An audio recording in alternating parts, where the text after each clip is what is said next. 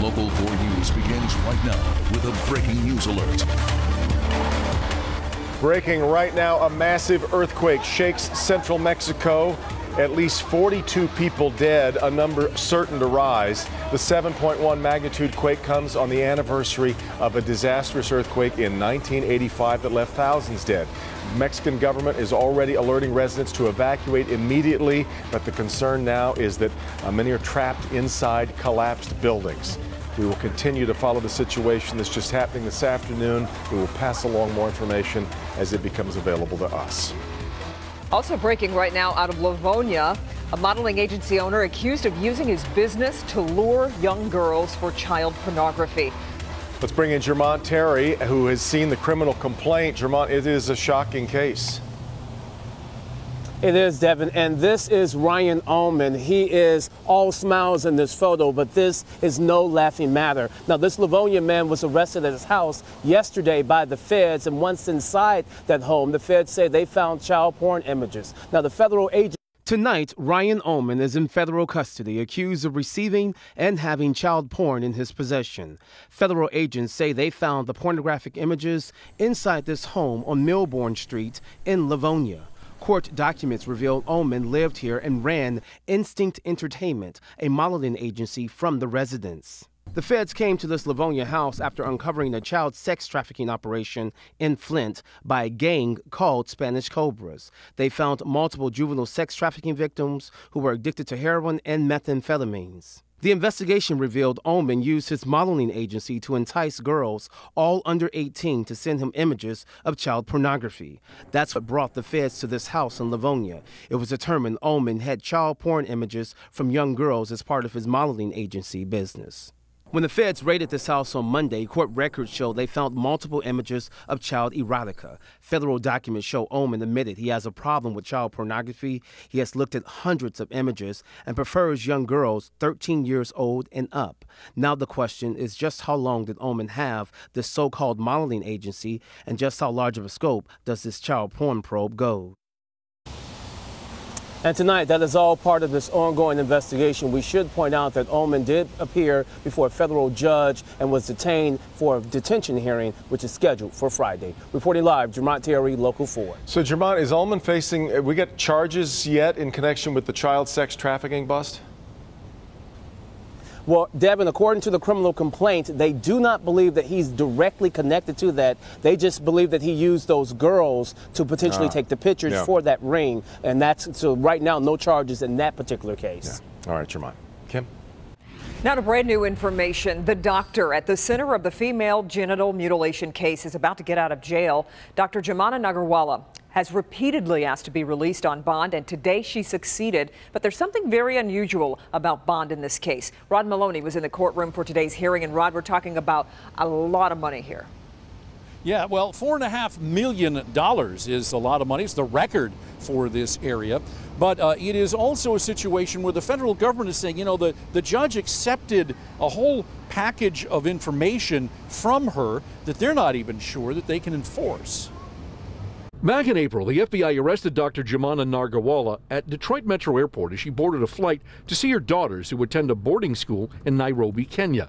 The government says that's one of the many reasons to keep her detained until trial. She's been jailed for 5 months. Today, her attorney Shannon Smith succeeded in getting her sent home until trial. We proposed putting up property, cash, family, friends, community members, $4.5 million, and thankfully the judge took it. The government said Dr. Nagarwala has access to $2.5 million in cash and other assets. But dozens of her friends and family who are pledging their wealth are trying to make up the difference for her. Nagarwala and her supporters are all from the Dawoodi Bohra Shia Muslim sect. Judge Bernard Friedman accepted a proposed package from Smith and Nagarwala, including freezing the retirement assets of her and her husband, putting up her Northville home as security, and wearing a GPS tether. The government just came out with another superseding indictment last week, so it'll take longer to get to trial.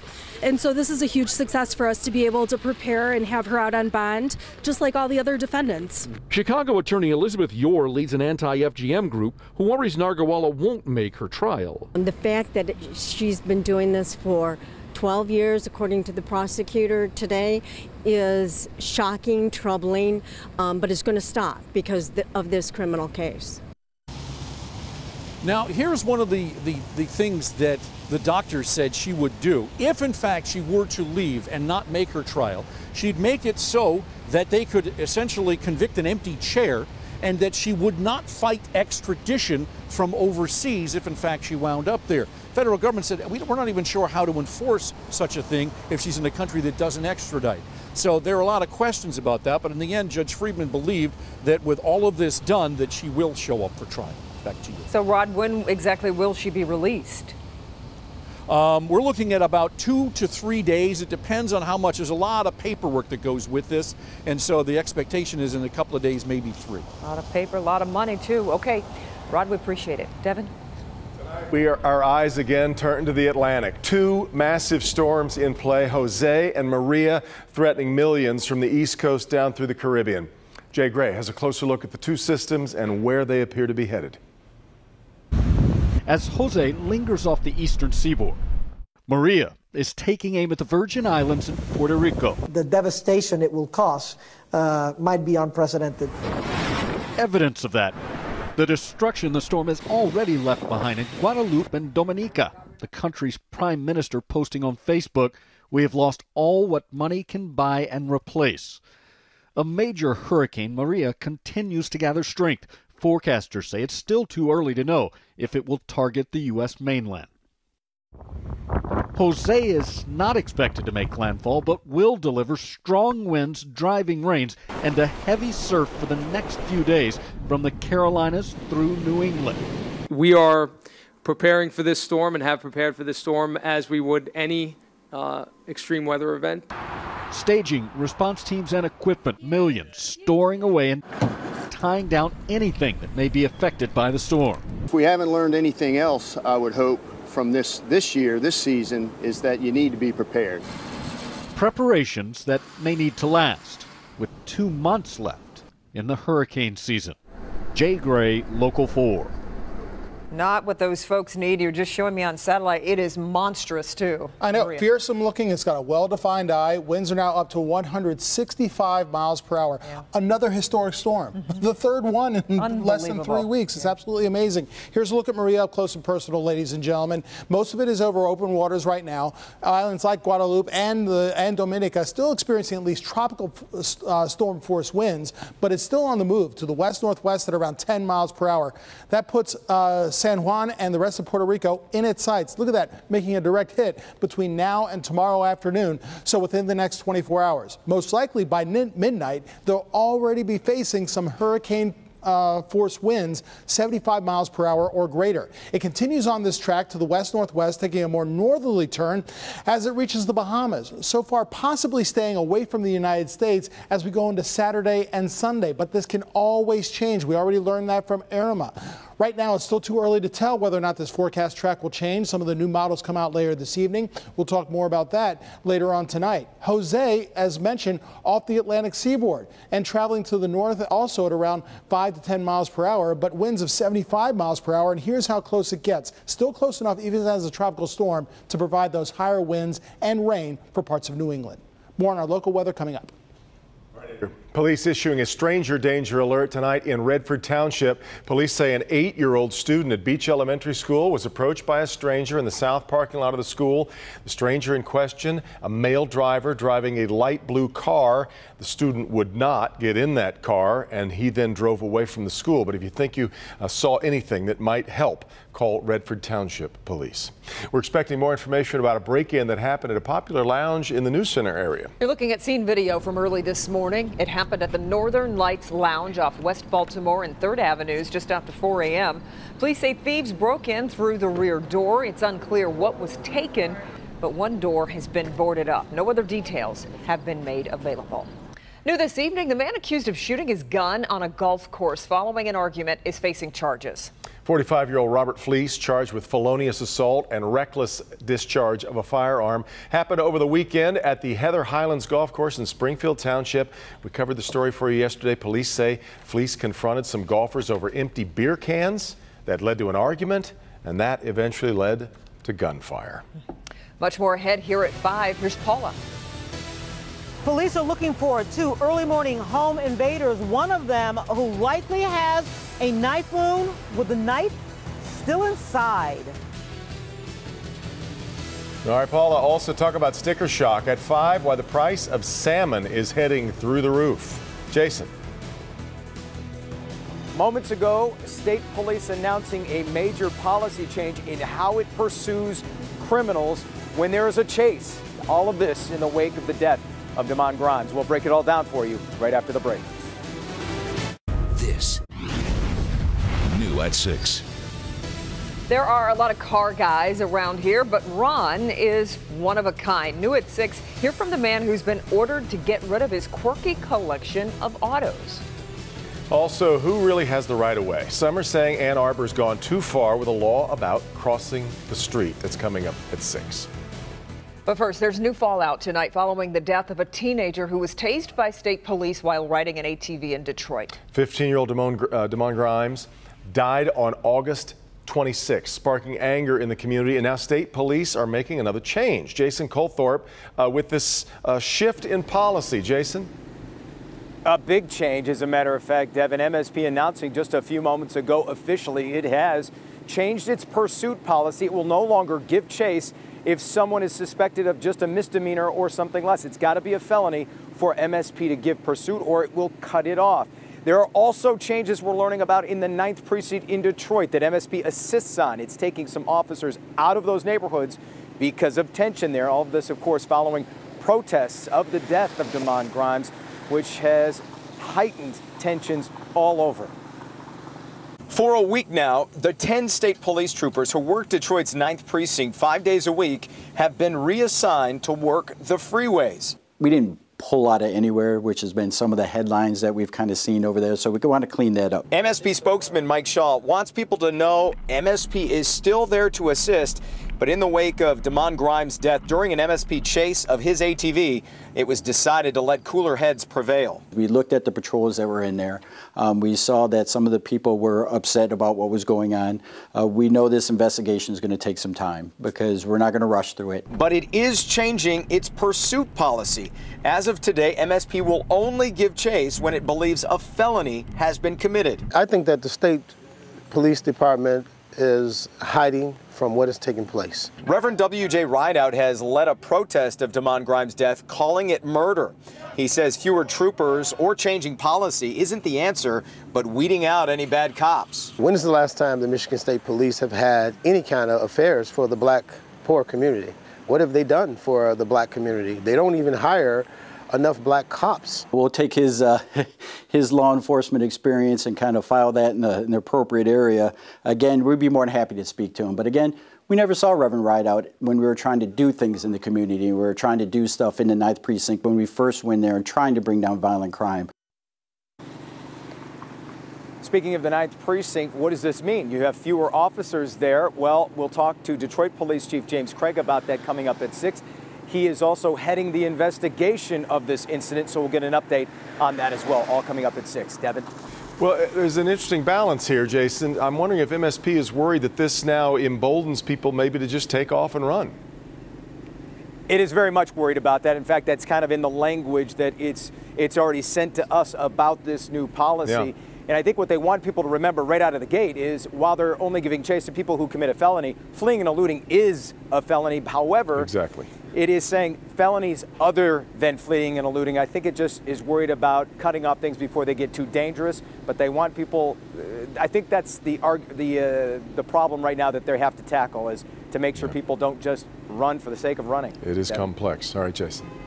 Well, Local 4 told you last month about a renovation project at the Detroit-Windsor Tunnel, and that project gets underway next month. Fun, fun, fun. The tunnel's concrete ceiling is being replaced, which means for 10 days, from October 20th to October 30th, the tunnel will be closed to traffic. Then, from November to next June, the tunnel will be closed Sunday nights through Friday mornings from 8 p.m. to 5:30 a.m. The tunnel will be open 24 hours, though, on weekends and during holiday periods, but it's going to take some adjusting if it's part of your commute. Believe. Yeah. Now, that's an engineering exercise. There you go, fixing the tunnel, the ceiling on the tunnel. Well, I guess we needed a little bit of rain. Yep. Yeah, that's right. I mean, we still have a deficit here in the city of Detroit of over an inch. That's for the month of September. So, yeah, the rain is certainly needed. And if you want the rain to go away, don't worry. By tomorrow, we got some sunshine and some higher temperatures. Out there right now, though, we've got 60s and 70s and, yeah, some wet conditions out there. So as you head out this afternoon and for this evening, be careful on wet roadways. If you're passing through any rain, remember to use those low beams so you can see and be seen. Some of the rain is a little bit heavier. Now, this is not a thunderstorm by any means, but still, it can be at least a nuisance. You can see that here on the east side, including the Harper Woods area, up into Roseville, and also around East Point and places like Centerline. That is passing to the northeast. We'll head over northern Lake St. Clair within the next few moments. Actually, over the next 15 to 30 minutes. It's moving pretty slowly. Mount Clemens receiving a few scattered showers. Same thing here in St. Clair County. Fewer showers, but still a little bit wet in Oakland County, parts of Livingston County. And you have this batch of rain right here. Notice these lightning bolts. Notice how they're fading away, though. Thunderstorms as they cross from Indiana into Ohio, but breaking apart also, so we're still in for at least some scattered light to moderate showers as we go through this evening. Then overnight tonight, temperatures stay right about where they are. I mean, we're in the middle and upper 60s and low 70s right now. We'll see middle 60s in the metro zone overnight, low 60s elsewhere. So a cool to mild night. 70 degrees right now, rain reported over at the airport, and visibility down to 3 miles. You still have those hurricanes that are out there, Maria and Jose. Jose, once again, going over this track once again, getting closer to New England, but not quite, of course, making landfall, but just close enough where at least you get higher winds through Thursday morning and even some heavy bouts of rain on the eastern side of Long Island in New York and up through the Cape Cod area and also parts of eastern Massachusetts. While around here, calmer for now, but still wet. We're looking at 72 for our friends over in Livonia and upper 60s, low 70s elsewhere. Let's see what that rain does over the next few hours. By 10 p.m., this computer model right here has them fading away. I think it's more like 11 p.m. or midnight that we get more dry, and certainly by tomorrow morning, I think the rain will have stopped. Maybe starting off cloudy, but once this warm front passes, the sun breaks out tomorrow afternoon, and we're in this nice warm sector of air. That means temperatures 80 degrees or more for tomorrow, Rosh Hashanah, and those 80s stay with us through Friday, the first day of fall, even for this weekend. You're going to love the 7-day forecast. But first for tonight, temperatures staying right about where they are and going down about 5 degrees or so. Temps down to the low and middle 60s overnight. Then for tomorrow, after some morning clouds, we see some sunshine break out. We'll be in that warm sector of air, sunrise at 7:19. 80 degrees or more for the afternoon. Great for after school activities, and sunset is at 7:34. You want some higher temperatures? Hey, I've got that also. Last full day of summer is on Thursday. That's 85 degrees. Fall begins on Friday at 4:02 p.m. Won't feel like it with 86. Lions back in town this weekend, and so is the sunshine with warm conditions. Temperatures above 80 degrees Saturday and Sunday. I'll talk about that coming up as well. Yeah. All right, let's check in with Hank. And Kimberly, the holiday season is approaching. Yes, I know it's only September, but it'll be here before you know it. And one of the most popular retailers out there filing for bankruptcy protection. It's one of the stories making consumer news right now. Hank, but first, from the classroom to the courtroom, a substitute teacher facing some very serious charges. That's next. The local for. A former substitute teacher is accused of sexually assaulting a student. 26-year-old Allison Moran was arraigned today. She faces several criminal sexual conduct charges. The alleged incidents happened back in April with a Stockbridge High School student. Moran is accused of having sex with a teenage boy on 2 occasions at her home in Dansville. From big news that could affect your holiday shopping to an update that will supposedly make your iPhone better than ever. Our Hank Winchester's live in studio with our consumer headlines. And Hank, big news for Toys R Us. As you mentioned, holidays right around the corner, too. Can you believe it? I mean, it's September, but pretty soon we're all going to be doing that holiday shopping. And we've got important news involving Toys R Us, the company filing for a Chapter 11 bankruptcy protection. The big box toy store says it is voluntarily seeking debt relief while continuing business operations as normal. We're just a few months away from Christmas and from Hanukkah. The company says that 1,600 Toys R Us and Baby R Us stores around the world will remain open and that they will continue to sell merchandise. And the next time you're at the grocery store, you'll notice salmon prices. They are ticking up. That is due to a surge of a parasitic sea lice affecting salmon farms all around the world. The lice feed on fish, either killing them or making them unsuitable to eat.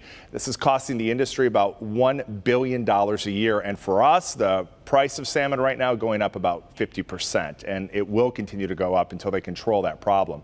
Also, a big update right now for your iPhone or your iPad.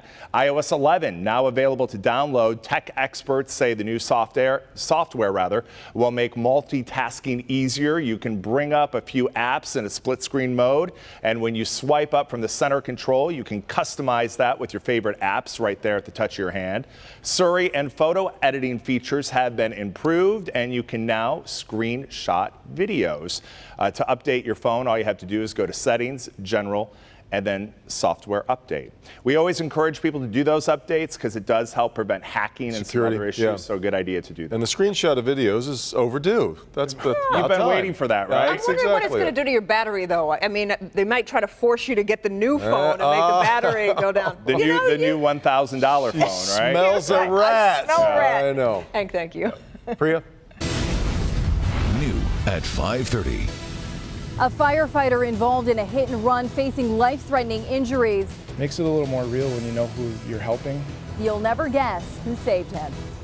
President Trump today on the world stage, and reaction is pouring in to what exactly he had to say.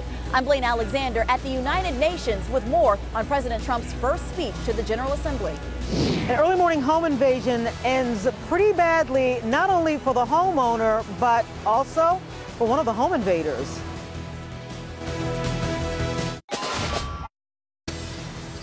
A terrifying attack in the middle of the night. Armed intruders barge into a Detroit home, but it's what happened next that left the homeowner in the hospital.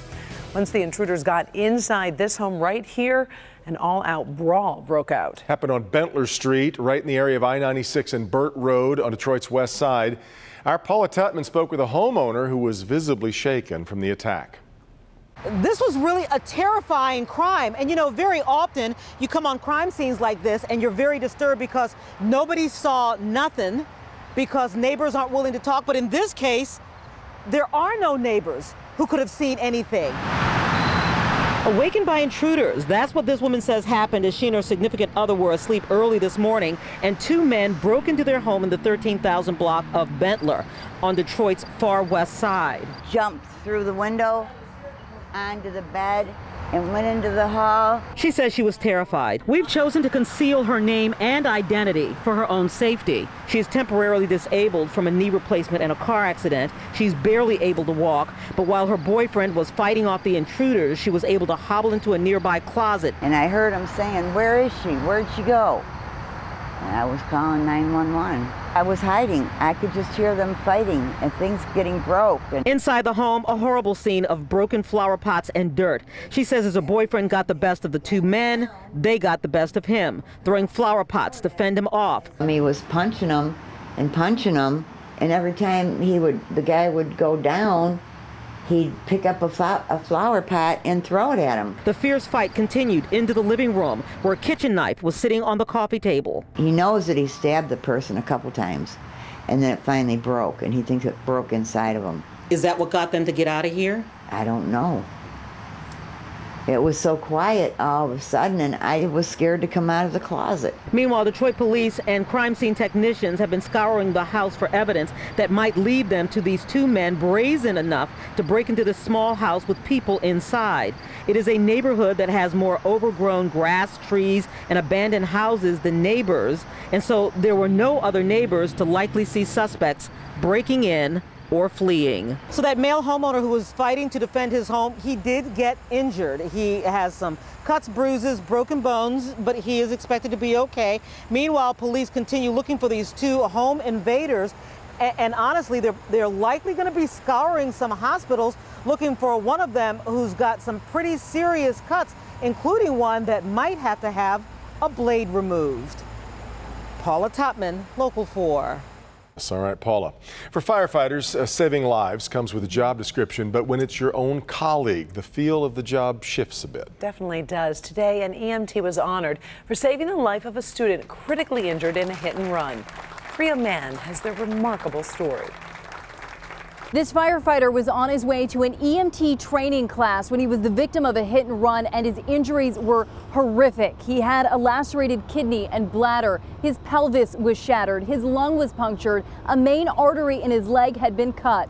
Little did he know his instructor was on the way. I had like a 15% chance of survival. If it wasn't for Lieutenant Goodson, I wouldn't have made it. It's amazing to see him walking again. It's a slow stroll down memory lane for these Detroit firefighters. In August 2016, Xander Poe was riding his motorcycle when he was hit by a driver who took off. I remember riding along, and I remember a pickup truck coming out, and he hit me from the right side and kind of like blindsided me. He was hit on Van Dyke near 6 Mile, just 3 minutes from their training facility. Another firefighter on his way to the same class saw Poe on the ground.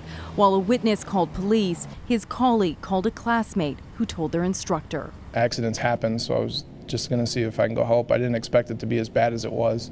When I got there, I realized how dire the situation was. Instructor Goodson immediately took charge. I took a quick look, saw that he was in critical condition and that we needed to kind of expedite the process. Poe was rushed to the hospital and remained in a coma for 2 weeks, undergoing 15 surgeries. It changed my whole life. I mean, I have to look at everything in a different way now. Today, Goodson was recognized for his heroism in the midst of a crisis. Now, do you call yourself a hero? No. Why? It's just helping people is what I do. I'm really happy he was there because I'm a single parent with 2 boys, and so if he wasn't there to save me, my kids actually wouldn't have a father. Poe just returned to light duty a few weeks ago, but his passion is out in the field, and it could be years before he can return, with more rehabilitation and surgeries in the near future. But he says he's thankful to be working again. Reporting from DPD headquarters, I'm Priya Mann, Local 4. What a great rescue. Thank you, Priya. Detroit police arrested the driver. A few hours later, the investigation is ongoing. Today in New York, President Trump delivered his first address to the United Nations General Assembly. It contained an ominous warning aimed at North Korea. He threatened to, and this is the quote, totally destroy the country if the United States is forced to defend itself or its allies. Blaine Alexander explains why the speech is getting mixed reviews. Blaine? Well, Devin, President Trump praised the potential of the United Nations, but overall, he was critical of the institution. Now the question, how will his speech go over with the more than 100 world leaders inside that room? Billions and billions of dollars. Speaking before the United Nations General Assembly, President Trump issued his toughest, most direct threat to North Korea yet. The United States has great strength and patience, but if it is forced to defend itself or its allies, we will have no choice but to totally destroy North Korea.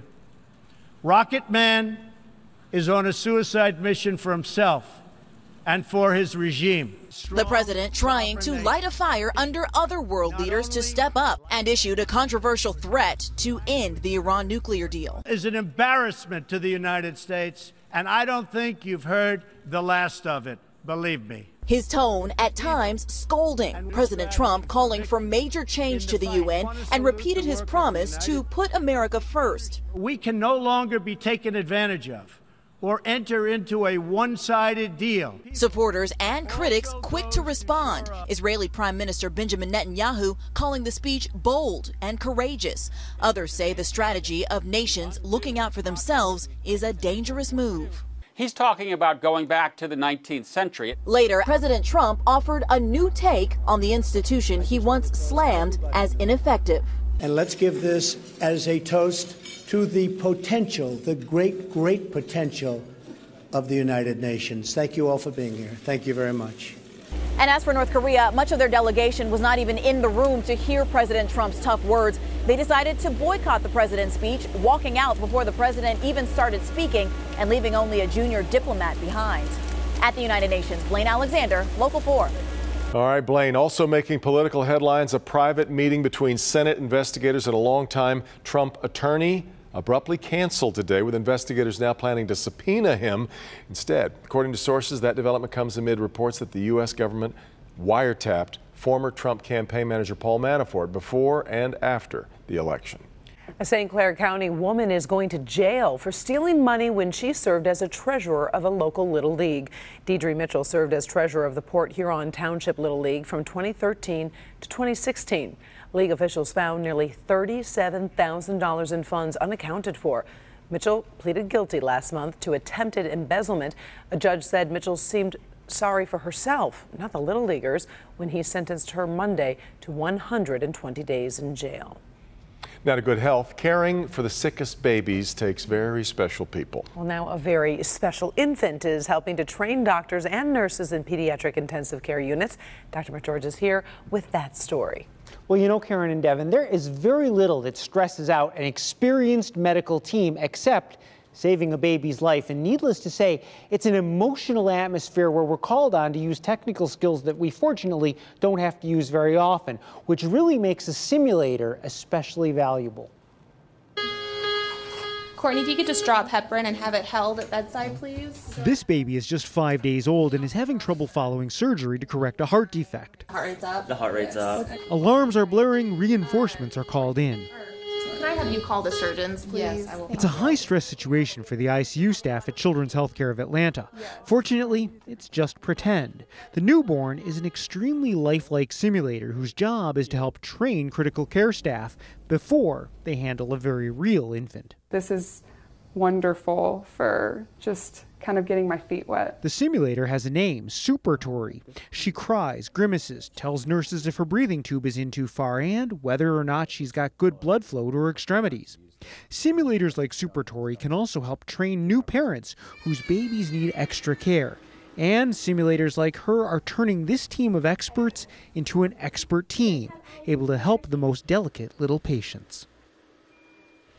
Now, while the Super Tori is one of the newest and fanciest baby simulators around, simulators in general, well, they've been in use for years now to train healthcare providers at all levels, from medics to doctors, and they really are super lifelike. Frankly, the more so, the better in many ways. A little weird, really. But yeah, as a doctor, though, you would have, I'm going to assume, to have this to train on would have been a pretty great step. Definitely. Way back in the day, we didn't have these kinds of experiences. We didn't have the tools that we have now to essentially practice before we actually use our skills on real people. And so that's a really valuable thing. And I didn't realize really how emotional and stressful it is for you. You kind of always think doctors have it under control. There are some circumstances like this that are definitely different. Makes sense. Thank you, Doc.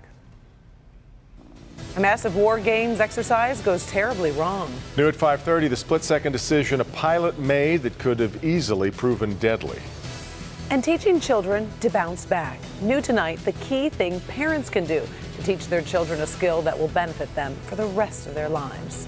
But first, violence breaks out on the campus of Georgia Tech. What onlookers say happened during what was a peaceful protest that set things off. Coming this new at 6. A lot of concern in the city of Detroit about the fact that the neighborhoods are lagging downtown in terms of recovery. But the mayor is pointing to a program making a huge difference in the neighborhoods.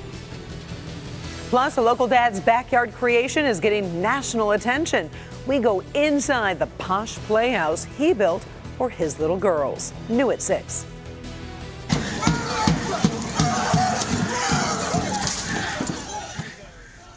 You're looking at video from a protest on the campus of Georgia Tech.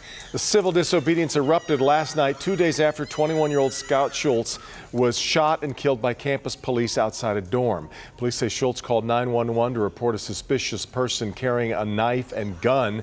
Suicide notes were found in Schultz's dorm room. During the protests, a police car was set on fire. 2 officers ended up getting hurt. Officials say 3 people were arrested. Heartache, adversity, and failure can happen to anyone at any age, but why do some people bounce back while others struggle? Researchers say for children, especially the brain, can be retrained to help face challenges head on. Scientists say the ability to adapt to challenges or resilience can actually be learned, and we as parents play a large part in developing the skills needed for those kids to be stronger than ever before. By the time these preschoolers turn 18, nearly half will have experienced serious trauma, like divorce, poverty, violence, or abuse. Trauma may have no external signs, so for teachers and counselors, it often means reading between the lines of bad behavior. That look disruptive when kids are consistently aggressive or when they have a lot of fear. Kristen Anderson Moore is an internationally recognized social psychologist. She says chronic stress in the first few years of life slows down development. Of course, the brain is developing in early childhood, so trauma and challenges are particularly important for young children. But we have found that children can bounce back. Research indicates a strong relationship with a parent or caregiver is key to building resilience. In one study, when confronted with a strange event, toddlers had less stress hormone activation if they had a secure relationship with at least one adult. If they can show support, if they can provide a safe environment, and then help their child acquire the skills that the child needs. Those skills include the ability to plan ahead, regulate behavior, and adapt to change. Moore suggests parents listen carefully to a child's concerns, then show them how to react. For example, if a child does poorly in school, the parent might go in and talk to the teacher and learn what is wrong. If it turns out to be reading, the parent might take the child to the library and take out books and work on reading. Small steps with a big impact, helping prepare kids for success. Moore says while what happens early on matters, research also indicates that resilience can be developed at any age, and adults who strengthen their coping skills serve as models for their children.